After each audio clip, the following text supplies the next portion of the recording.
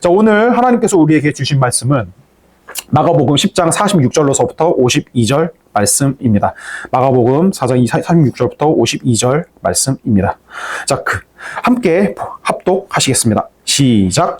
그들이 여리고에 이르렀더니 예수께서 제자들과 허다한 무리와 함께 여리고에서 나가실 때에 디메도의 아들인 거지 바디메오가 길가에 앉았다가 나사렛 예수시란 말을 듣고 소리질러 이르되 다윗의 자손 예수여 나를 불쌍히 여기소서 하거늘 많은 사람이 꾸짖어 잠잠하라 하되 그가 더욱 크게 소리질러 이르되 다윗의 자손이여 나를 불쌍히 여기소서 하는지라. 예수께서 머물러 서서 그를 부르라 하시니 그들이 그 맹인을 부르며 이르되 안심하고 일어나라. 그가 너를 부르신 다음에 맹인이 겉옷을 내버리고 뛰어 일어나 예수께로 나아오거늘 예수께서 말씀하여 이르시되 내게 무엇을 하여 주기를 원하느냐. 맹인이 이르되 선생님이여 보기를 원하나이다. 예수께서 이르시되 가라 내 믿음이 너를 구원하였느니라 하시니 그가 곧 보게 되어 예수의 길을 따르니라. 아멘.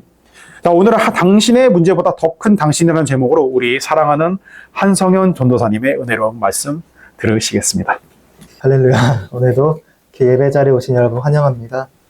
제가 지금 이제 금요 기도회에서 이렇게 한 2주 정도 설교를 했었고, 그전에는 사실은 이제 제가 다니는 대학교 한세대학교에서 설교대회를 할 때 작년이랑 올해 이렇게 한 2번 정도 설교를 했던 것 같습니다. 그래서 설교대회를 하면 이렇게 앞에 교수님 3분이 이렇게 앉아 계시고 뒤에 학우들이 이렇게 쭉 있습니다. 사실 이 자리에 모인 분들보다 더 많은 사람들이 있음에도 불구하고 그때보다 지금이 훨씬 더 긴장이 되는 것 같습니다. 그래서 오늘 이 자리에서 성도님들을 뵈니 제가 참 좋아하는 말씀이 하나 떠오릅니다. 두세 사람이 내 이름으로 모인 곳에는 나도 그들 중에 있느니라. 마태복음 18장 20절의 말씀입니다.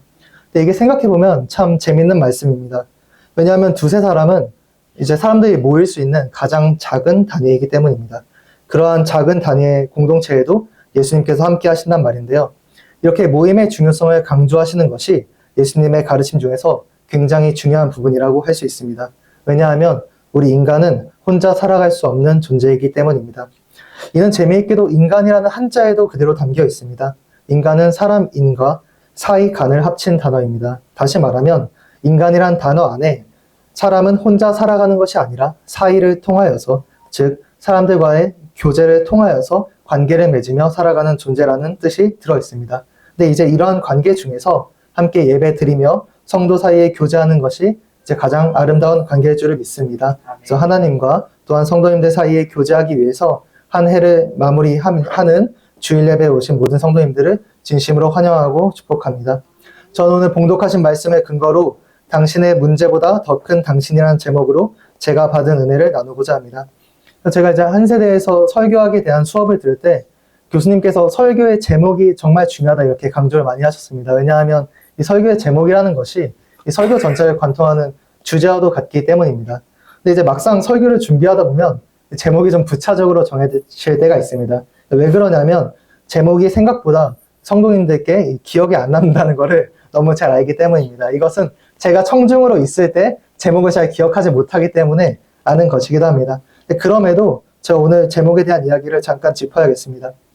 보통 당신의 문제보다 라는 도입부가 들어가면 뒤에 어떤 말이 이어지나요? 혹시 아시는 분 계실까요?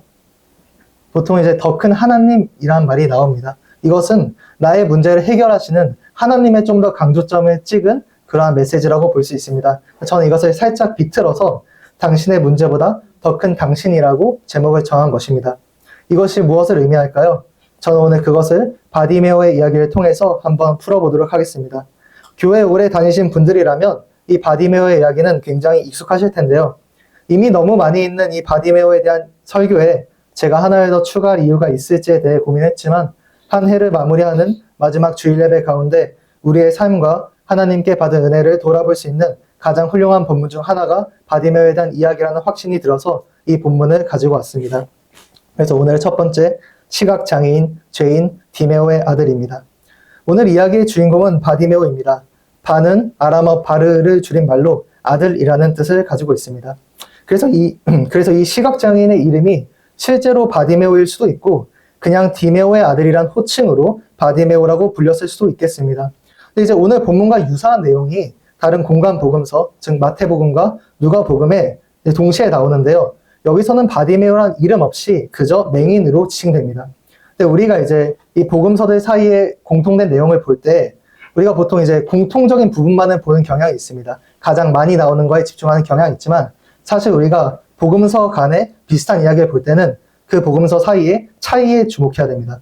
이 병의 본문 사이의 차이가 각 복음서의 기자가 말하고 싶은 주제를 강하게 담고 있기 때문입니다. 그렇다면 마가복음에서 이 시각장애인에게 바디메오라는 이름을 주어준 것은 그의 정체성이 남들에게 자신의 능력이나 성격, 존재로서 인정받는 것이 아니라 그의 아버지에게 기대서야만 언급될 수 있는 사람이라는 것을 뜻한다는 것입니다. 심지어 그 아버지조차 그렇게 유력하거나 대단하지 못한 사람임이 거의 확실합니다.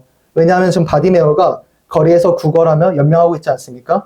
그의 아버지가 유력한 집안에 어떤 권력 있는 사람이었다면 그가 아마 거리에 나올 일은 절대 없었을 것입니다.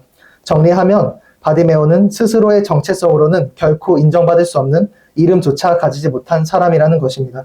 대단치도 않은 아버지의 이름을 빌려야만 불릴 수 있고 존재할 수 있는, 사실상 존재하지 않는 자라는 것입니다. 그래서 오늘 본문에서는 그가 보기를 원한다라는 말이 있습니다. 근데 여기서 보기를에 해당하는 헬라어 원어가 다시 보다라는 뜻을 가지고 있습니다. 그렇다면 이 바디메오가 선천적으로 보지 못하는 어떤 선천적인 시각장애인은 아닌 것으로 보입니다. 근데 이것이 더 슬픈 이야기일 수도 있습니다. 그는 본다는 것이 무엇인지 알고 있으나 지금은 그것을 상실해 있습니다. 경험하지 못한 것에 대한 소망보다는 경험한 것에 대한 상실이 훨씬 더 크게 다가온다는 것은 아마 여기 있는 성도님들께서 더 잘 아실 거라고 생각됩니다. 어쨌든 그가 모종의 사건이 있어서 그것이 질병이든 사고든 자신이 누리고 있던 것을 잃어버리고 심지어 자신의 이름도 잃어버리고 바디메오라 불리며 세상에 없는 사람처럼 살아가고 있는 것, 그것이 오늘 말씀의 배경인 것입니다. 또한 당시에 어떠한 질병을 가지고 있다는 사실은 단순히 병이 있다, 아프다 이게 아니라 그가 하나님께 벌을 받고 있다고 해석되었습니다. 그의 죄 때문에 그가 그러한 어려움을 당하고 있으니 그는 그러한 어려움을 당해도 마땅하다는 원리가 이 안에 들어 있습니다. 흔히 말하는 잠언식 인과관계입니다. 선한 일을 하면 복을 받고 악한 일을 하면 벌을 받는다. 이 이야기는 삶의 많은 부분을 해석하는 데 있어 꽤나 유용한 관점임을 우리가 부정할 수 없습니다. 열심히 씨를 뿌린 사람은 추수할 때 기뻐하기 마련입니다. 그러나 이 구도가 바디메오에게 적용된다면, 다시 말해 이유 없는 고난, 자신의 책임이 아닌 고통을 경험하고 있는 사람에게 적용된다면 그것은 폭력일 수밖에 없습니다. 바디메오가 시각을 잃은 것은 그의 죄나 잘못으로 인한 것이 아닙니다. 때로는 우리의 인생 가운데 이유를 알 수 없는 고난이 찾아올 수가 있습니다. 전도서가 그것을 증언하고 있고요. 욥기는 더욱 강하게 그것에 대해서 말하고 있습니다. 또한 시각장애 자체가 벌이 될 수는 없습니다. 그것을 징벌로 해석해서 그를 벌받는 사람으로 죄인으로 낙인 찍어서 사회에서 배제시키는 시스템, 그러한 배제의 원리가 그를 죄인으로 만드는 것입니다. 그의 죄나 장애가 아니라요. 흔히 말하는 자칭 정상인들의 법칙이 비정상인을 만들고 규정하고 배제하는 것입니다. 또한 지금 시대처럼 기술적으로나 사회적으로나 그를 도울 수 있는 어떠한 장치 혹은 시스템도 없었습니다. 지금도 사실 앞을 보지 못하는 분들이 겪는 불편이 굉장히 크지 않습니까? 심지어 우리나라는 되게 이제 선진국이라 분류됨에도 불구하고 장애인의 처우에 대한 이야기가 끊임없이 사회 가운데 나오고 있습니다. 이러한 현실은 우리의 사회적 역량이 사회의 수준에 맞지 않게 약자에 대한 배려가 부족하다는 것을 잘 보여주고 있습니다. 2000년 후에 한국도 그러한데 예수님 시대에는 어떠했겠습니까?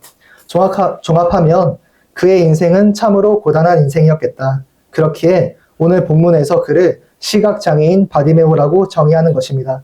앞을 볼 수 없는 시각장애인, 사회적으로 아무것도 아닌 거지, 이름조차 없이 디메오의 아들로 불려지는 존재, 하나님께 벌을 받아 그러한 삶을 사는 것이 너무나 당연한 죄인, 그것이 그의 삶의 자리이며 세상이 그를 정의하는 방식입니다. 그런데요, 이 이야기가 과연 바디메오만의 이야기입니까? 이 이야기는 사실 우리의 이야기이기도 합니다. 불확실한 상황 가운데 한 치 앞도 볼 수 없는 시각장애인과도 같은 상황, 세상 가운데 소외되어서 하루하루 살아가기도 벅찬 유한한 인생, 어찌할 수 없는 인생의 고난 앞에서 눈물을 흘리는 작은 자, 바디메오가 곧 우리이며 우리가 곧 바디메오인 것입니다. 그래서 오늘의 두 번째는 흘러가는 시간, 결정적인 순간입니다. 그러던 어느 날 바디메오는 평소처럼 길가에 앉아 구걸하고 있었습니다. 그런데 갑자기 웅성거리는 소리가 들리는 게 아니겠습니까? 이게 무슨 소리지? 무슨 잔치라도 났나? 아마도 처음에 그는 크게 신경을 쓰지 않고 뭐 가끔 있는 소란 중 하나겠지라고 생각했을 것입니다. 그러나 그 소란의 이유가 예수 그리스도라는 사실을 알게 된 순간 이것은 그의 삶 가운데 종종 있는 사건 따위가 아니게 됩니다. 그저 흘러가는 평범한 시간이 아니라 결정적인 순간이 되는 것입니다. 그리고 그것은 그의 결단으로 이루어지는 것입니다. 시간을 순간으로 바꾸고자 하는 바디메오, 예수의 사건에 반응해 그는 진심으로 소리질러 외칩니다. 다윗의 자손 예수여, 나를 불쌍히 여기소서. 여러분 상상해 보십시오. 보이지 않는 시각장애인이 정확히 예수님을 향해서 소리 지를 수 있겠습니까?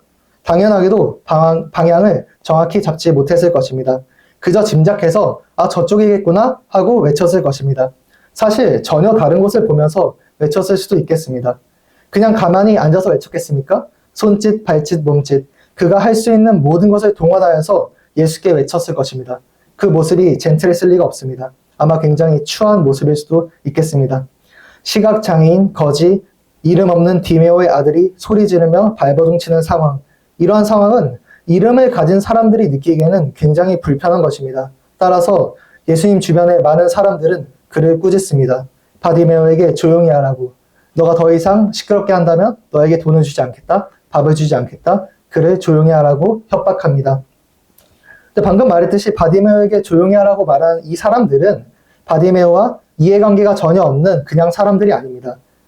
생산적인 활동을 할 수 없는 바디메오는 이 사람들이 자신에게 주는 돈과 밥, 그런 것들을 받아 먹어야만 오늘 하루를 영위할 수 있는 삶을 살아가고 있습니다.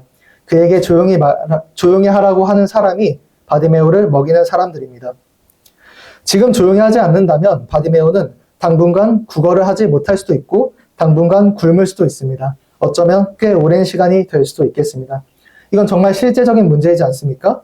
일반적인 사람이라면 아마 여기서 물러날 것 같습니다. 그래, 밥은 먹고 살아야지. 설마 고칠 수 있겠어? 확실히 예수님이 나를 치료해줄 수 있는 것도 아니잖아. 저였어도 아마 물러날 것 같습니다. 이 압도적인 힘의 차이, 이 무서운 비대칭성 앞에서 보통 사람이라면 위축될 수밖에 없습니다. 하지만 바디메오는 굴복하지 않고 더욱 크게 소리 지릅니다. 왜입니까? 그는 알았기 때문입니다. 지금 이 순간에 놓치면 영원히 어둠 속에 갇힌다는 사실을 너무 잘 알았기 때문입니다. 그래서 그는 자신의 모든 에너지를 쏟아부어서 무심하게 흘러가던 크로노스의 시간을 멈춰 세웁니다. 그래서 아마 한정호 목사님의 설교를 꾸준히 들어오신 성도님들께 이 크로노스와 카이로스 사이의 구분을 잘 아실 거라고 생각됩니다. 흘러가는 일반적인 시간이 크로노스라고 한다면 내가 지금 붙잡은 이 순간 하나님이 내 인생 가운데 돌입해 오시는 그때 이것이 바로 카이로스인 것입니다. 그리고 마침내 49절 놀라운 일이 발생합니다. 예수께서 머물러 서서 흘러가던 시간이 멈췄습니다. 바디메오의 간절한 외침이 예수님의 발걸음을 멈추게 했습니다. 바로 이 순간 바디메오에게 크게 의미 없던 물리적인 시간이 하나님께서 개입하시는 구원의 시간, 결정적인 기회의 시간인 카이로스로 변한 것입니다. 사랑하는 성도 여러분, 우리 인생도 마찬가지라고 생각됩니다. 세상은 거대한 힘으로 우리를 짓누릅니다. 너는 힘이 없으니 조용히 살아라, 튀지 말아라, 흐름에 순응해라. 이 크로노스의 압박 속에서 그냥 떠내려 가시겠습니까? 아니면 바디메오처럼 믿음의 외침을 가지고 부르짖으시겠습니까?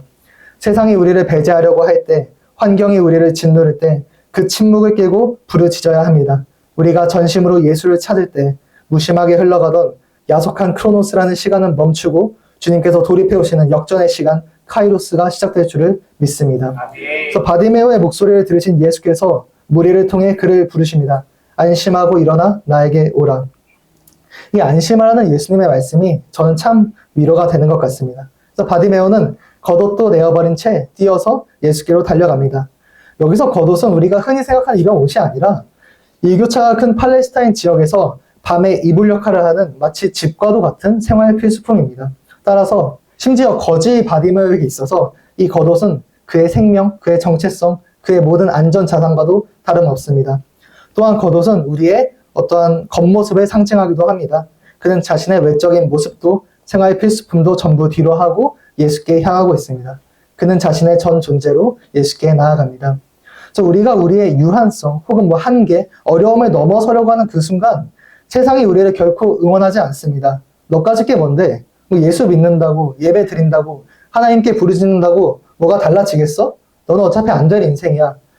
근데 진짜 무서운 거는 때로는 스스로도 그렇게 생각한다는 것입니다. 내가 될까? 주님이 나를 만나 주실까? 나는 어차피 안 될 인생이 아닐까? 사실 한편으로는 맞는 이야기일 수 있습니다. 예수께서 계시지 않는다는 말입니다. 얼마나 다행입니까? 예수 그리스도께서 그러한 상실의 늪 가운데 우리가 홀로 서서 부르짖을 때 주님께서 안심하고 내게로 오라고 말씀하시니 말입니다.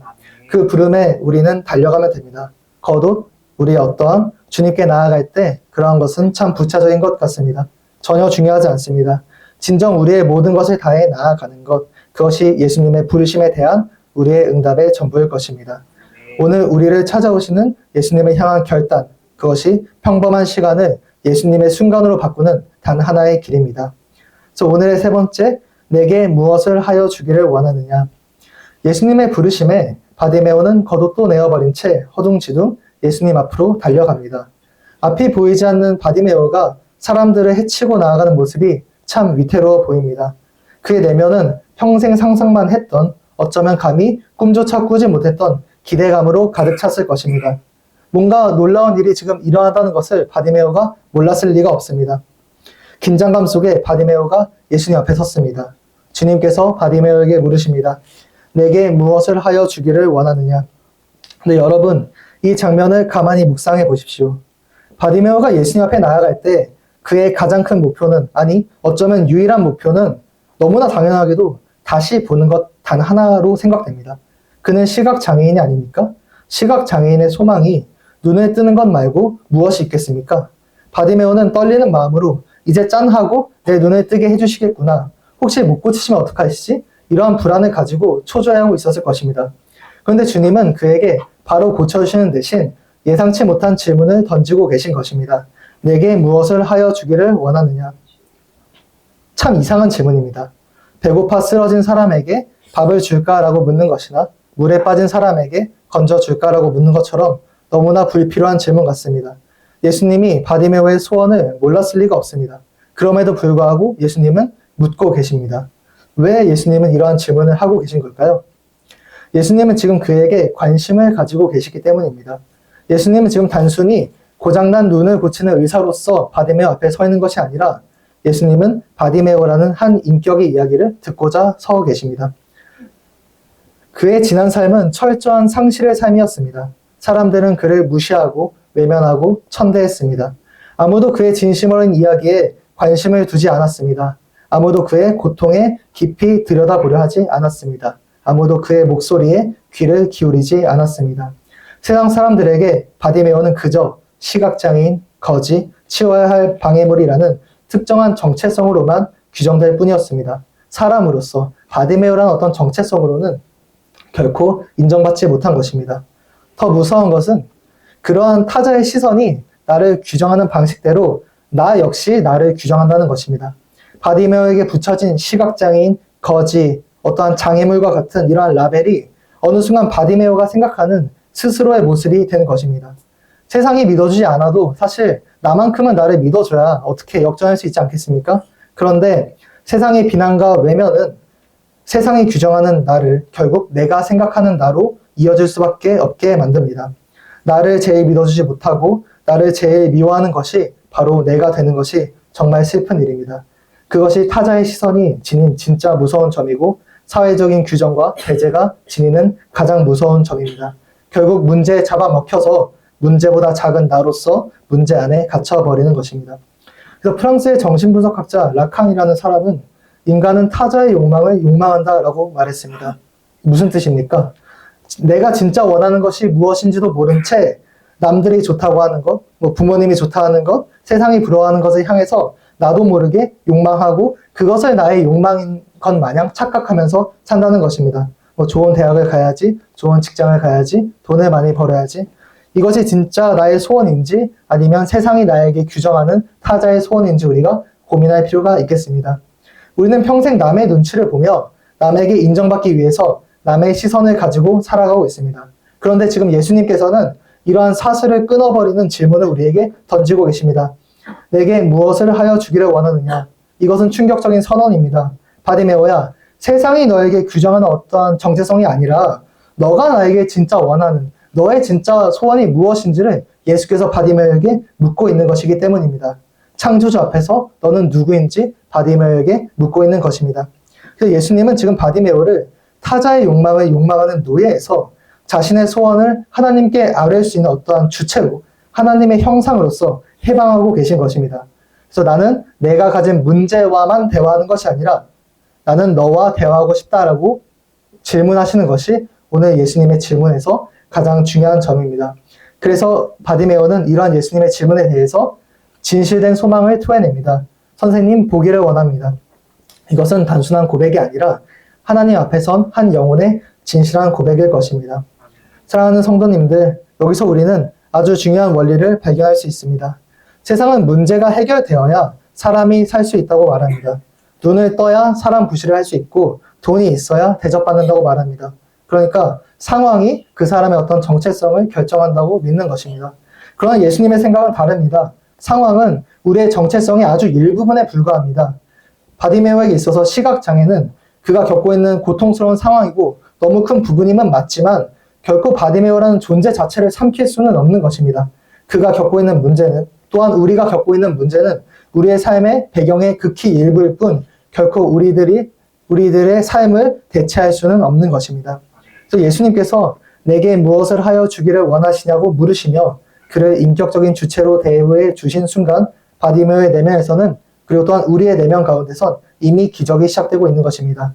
나의 어떠함을 넘어서 나의 상황을 넘어서 나의 문제를 넘어서 나 자신에게 관심을 가지시는 예수님, 나의 문제가 아니라 문제보다 더 큰 나를 부르시는 예수님, 바디메오가 이 예수님과 인격적으로 만난 지금 이 순간이야말로 진정으로 그의 영혼의 눈이 떠진 순간이며 예수 그리스도가 그의 참된 하나님이 되신 순간입니다. 그리고 더욱 놀라운 것은 바디메오의 정체성이 회복되자, 존재가 회복되자 그에게 포함된 상황 역시도 자연스럽게 회복된다는 것입니다. 그래서 그릇이 온전하게 회복되자 그 안에 있는 육체의 질병이란 문제도 이러한 그릇의 치유와 함께 회복되는 것입니다. 영혼이 바로 서야 육신의 눈이 열립니다. 이것을 바로 전인적인 구원이라고 하는 것입니다. 그래서 우리의 본문 52절에 그가 곧 보게 되었다는 이 진술은 단순히 시력이 돌아왔다는 의학적인 보고가 아닙니다. 오해하시면 안 되는 것이 실제로 시력이 돌아오지 않았다 이 얘기를 하는 것이 아니라 시력이 돌아온 것을 포함하면서도 더욱 중요한 것은 그가 자신이 어떤 존재인지 그리고 예수님이 어떠한 분인지를 눈을 뜨고 알게 되었다는 것이 훨씬 중요하다는 것입니다. 예수님을 통해서 자신의 존엄성을 회복한 자에게 회복은 따라오는 자연스러운 결과일 것입니다. 성도님들, 우리의 문제도 마찬가지입니다. 우리의 문제가 아무리 커도 그것은 우리보다 크지 않습니다. 문제가 우리를 규정할 수 없습니다. 내가 겪고 있는 문제, 가난, 질병, 실패, 이 모든 것은 나를 이루는 수없이 많은 하위 요소 중에 하나일 뿐입니다. 나라는 존재는 예수님의 피값으로 사신 온 우주보다 귀한 존재일 것입니다. 우리는 하나님의 형상입니다. 유통기한이 있는 일시적인 문제는 영원한 가치를 지닌 우리들을 결코 이길 수 없습니다. 예수님은 우리들의 문제뿐만이 아니라 우리의 모든 부분 가운데 회복을 가져다 주시는 분이십니다. 예수님은 우리의 모든 부분에 관심을 가지시고 우리를 사랑하십니다. 그리고 그 사랑의 이유는 우리의 조건이나 어떠함에 있지 않고 예수님을 향하고자 하는 우리의 결단, 바디메오가 다윗의 자손이여 나를 불쌍히 여기소서라고 외쳤던 그 믿음의 순간 가운데 있는 것입니다. 그래서 오늘 우리를 규정하는 세상의 잣대와 우리를 짓누르는 문제 가운데 우리가 당당해야 합니다. 우리는 우리의 문제보다 큽니다. 예수님께서 우리를 회복시키실 때 우리를 괴롭히던 상황의 문제들 또한 주님의 주권 아래에서 온전하게 회복될 줄로 믿습니다. 네, 말씀을 마무리하겠습니다. 사랑하는 성도님들, 오늘 우리는 여리고 한 길가에서 우리와 너무 닮아있는 한 사람을 만났습니다. 세상은 그를 시각장애인, 거지, 디메오의 아들이라 부르며 그를 문제투성이의 결점 있는 존재라 규정했습니다. 그러한 시선 가운데 바디메오는 스스로도 자신을 믿어주지 못하고 사랑하지 못하고 절망 속에 주저앉아 있었습니다. 그러나 예수님께서 그 앞을 지나가실 때 바디메오의 시간은 순간으로 변했습니다. 바디메오는 자신을 먹여 살리던 세상의 시스템과 타협하지 않고 자신의 소중한 겉옷을 내어 던지며 자신의 모든 것을 통해 예수님께 나아갔습니다. 그리고 그 믿음의 결단 앞에서 예수님은 물으십니다. 내가 무엇을 하여 주기를 원하느냐? 이 질문은 기적의 시작입니다. 예수님은 우리의 문제가 아니라 우리 자체를 보십니다. 상황 가운데 짓눌려서 우리 스스로를 보지 못하고 더 큰 하나님을 보지 못한 우리를 향해서 너희들은 문제보다 더 크다. 너희는 나의 피값으로 산 존귀한 자녀다 라고 선언하십니다. 그러한 존귀함이 회복되었기에 우리의 눈이 떠지고 우리의 문제가 회복되고 우리의 상황이 역전되고 우리의 삶이 일어서며 마침내 길 위에서 예수를 따르는 제자로서 나아갈 수 있는 것입니다. 이제 2025년의 마지막 주일을 지나고 있습니다. 다시 세상을 향해 나아가신 성도님들께 질문 드리고 싶습니다. 2026년을 맞이하는 지금 우리를 규정하는 것이 무엇입니까? 남들의 평가입니까? 아니면 해결되지 않은 우리의 문제입니까? 우리는 어떻게 결단할 수 있겠습니까? 우리가 기억했으면 좋겠습니다. 우리의 상황이 변해도 문제가 변해도 우리는 영원합니다. 문제는 잠시 머물 뿐 주인인 우리를 결코 이길 수 없습니다. 우리는 예수 그리스도께서 목숨 걸고 사랑하신 우주보다 더 큰 존재입니다. 부디 이번 한 주간, 아니 2026년 한 해 동안 우리를 작게 만드는 세상의 소리와 나의 목소리에 귀를 닫고 나를 크고 영화롭게 부르시는 예수님의 음성 가운데 귀를 여시길 소원합니다. 내 믿음이 너를 구원하였다는 그 음성이 사랑하는 성도님들의 무너진 자존감을 일으키고 막혀있는 삶의 문제를 돌파하고 여러 상황을 역전시키는 성령의 능력이 되기를 주님의 이름으로 간절히 축원합니다. 아멘.